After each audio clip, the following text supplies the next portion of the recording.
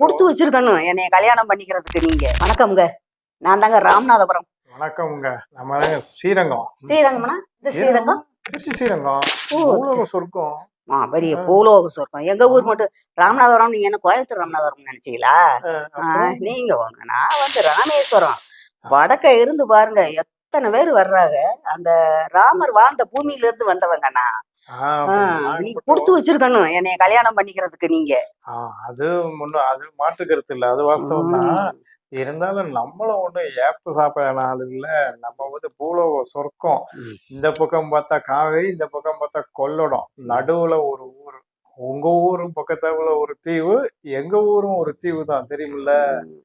என்ன எங்க ஊர்ல நிறைய பாருங்க அந்த கடல் இருக்கிறதுனால மீன் நிறைய கிடைக்கும். அதே மாதிரி கருவாடு, ஏகப்பட்ட கருவாடு கிடைக்கும். ஆமா, அதெல்லாம் அப்படியாப்பட்ட ஊர்ல இருந்துதாங்க நான் எங்களுக்கு திருமணம் ஆனது. 86வது வருஷம் நம்மளுக்கு கல்யாணம் ஆனது. என்ன 1986ல திருமணம். நான் எங்களுக்கு திருமணம் ஆனது.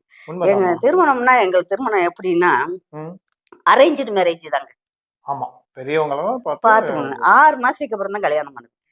அது நீ நல்லா எப்படி தெரியுமா, ஒரு தடவை வந்து உன்னை பாத்துட்டு வந்ததுக்கு அப்புறம் இடையில 6 மாசத்துக்கு உங்களோட இப்பதானே செல்போனு. அப்ப செல்போனு கிடையாது, ஒண்ணு கிடையாது. அதுக்கப்புறம் 6 மாசம் கழிச்சுதான் நான் உடனே பார்த்தேன். அந்த மாதிரி நம்ம இப்பெல்லாம் அப்படி இல்ல இல்லம்மா. ஆமா, இப்ப வந்து செல்போன் இருக்கு, வாட்ஸ்அப் வச்சிருக்காங்க. வாட்ஸ்அப், அப்புறம் இன்ஸ்டாகிராம்ல இதுல எல்லாம் பகிர்ந்துக்கிறாங்க. அது போக அந்த பொண்ணு பையன் தேடுற அந்த தகவல் மையம்னு நிறைய ஆகி போயிடுச்சு. அது மூலமா தானே தேடுறாங்க. அப்பெல்லாம் அப்படியா? நம்ம ஒரு சுப நிகழ்ச்சியில கலந்துக்கிறோம். பெரியவங்க நம்மளை பெத்தவங்க, என்னைய பெத்தவங்க, உங்களை பெத்தவங்க கலந்துக்குருவாங்க. அப்ப என் வீட்டுல ஒரு பையன் இருக்கான், என் வீட்டுல ஒரு பொண்ணு இருக்கு.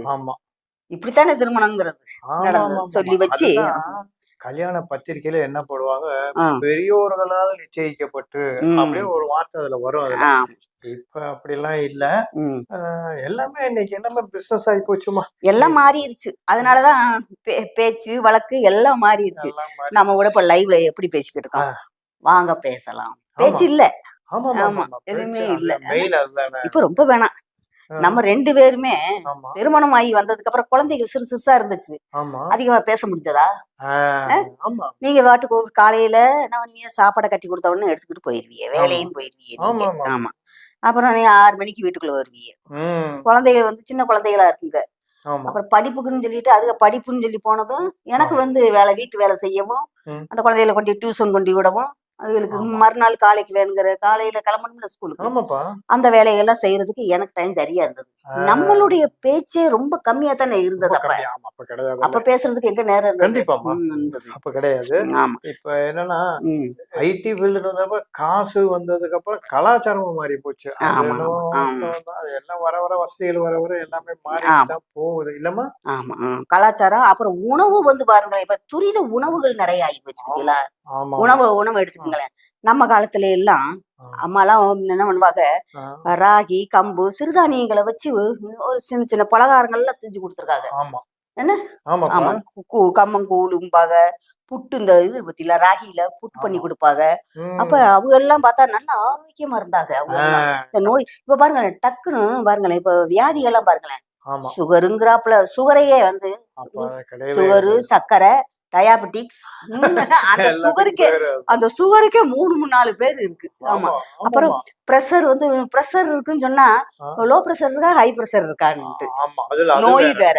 நோயிலேயே அதுகளுக்கு அது ஒண்ணுக்கே 2-3 பேர் ஆகி போச்சு இன்னைக்கு. அப்ப இதெல்லாம் இருந்ததா அன்னைக்கு? நம்ம சிறுதானியங்கள் நிறைய சாப்பிட்டாங்க. காஃபி, டீ எல்லாம் இந்த வெள்ளை சர்க்கரை எல்லாம் கிடையாது.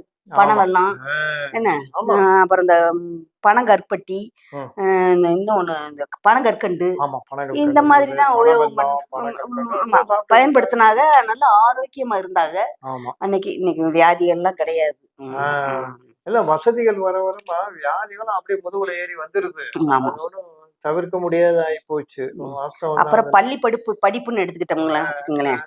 அப்ப இப்பதான் என்ன பண்றாங்க, பிள்ளைகள் எல்லாம் மெட்ரிகுலேஷன் ஸ்கூல்ல கொண்டு சேர்க்கணும்னு ஸ்கூல் வந்து எங்க நிறைய லட்சக்கணக்கில் பணம் வாங்குறாங்கன்னு தேடுறாங்க. ஆமா லட்சக்கணக்குல பணம் வாங்கினா அதுதான் அருமையான ஸ்கூல் அப்படி ஆமா அப்படி ஒரு பேரு. பேரு. ஆமா. ம். அங்க கொண்டு தான் பிள்ளைகளை கொண்டு சேர்க்கணும்னு நினைக்கிறாங்க. ஆமா நான் படிச்சது கவர்மெண்ட் ஸ்கூல் தான். நீங்களும் படிச்சது கவர்மெண்ட் ஆமாமா ஸ்கூல் தான். கவர்மெண்ட் ஏன் ரொம்ப ஸ்கூல் தான். வேணாம். ஆமா நான் ராமநாதபுரத்துல பிறந்து வளர்ந்ததுனால பாருங்க, நம்ம அப்துல் ஜனாதிபதி கலாம் ஐயா இருக்காங்கல்ல, ஆமா அப்துல் ஆமா கலாம் ஐயா ஆமா அவர்கள். ஆமா அவர்கள் வந்து ராமநாதபுரத்துல இருக்கிற பள்ளிக்கூடம் வந்து ஸ்வாட்ஸ் உயர்நிலை பள்ளின்னு ஒரு பள்ளி. ஆ, அந்த பள்ளிக்கூடத்துல தான் படிச்சாரு. ஓ அந்த பள்ளிக்கூடத்தை சொல்லும் போதே எனக்கு ஒரு தனியான ஒரு பெருமை அந்த ஊரை சொல்லிக்கிறதுக்கே. ஆ, ஏன்னா நம்ம அது அப்துல் கலாம் ஐயா விஞ்ஞானியா, அவர் ஆமா படிச்ச பள்ளிக்கூடம். ஆமா ஆமா அப்படியாப்பட்ட ஊருங்க நான் ராமநாதபுரம். அது என்னமோ அது வாஸ்தவம் தானம்மா.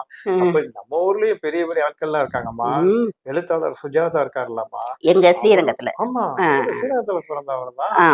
வாலி ஆமா. அவரு ஓஹோ. ஆமா இசை. அவரு ஆ, ஸ்ரீரங்கத்துக்காரர் தான். ம். அவங்களும் ஸ்ரீரங்கத்துக்காரங்க தான். ஆ.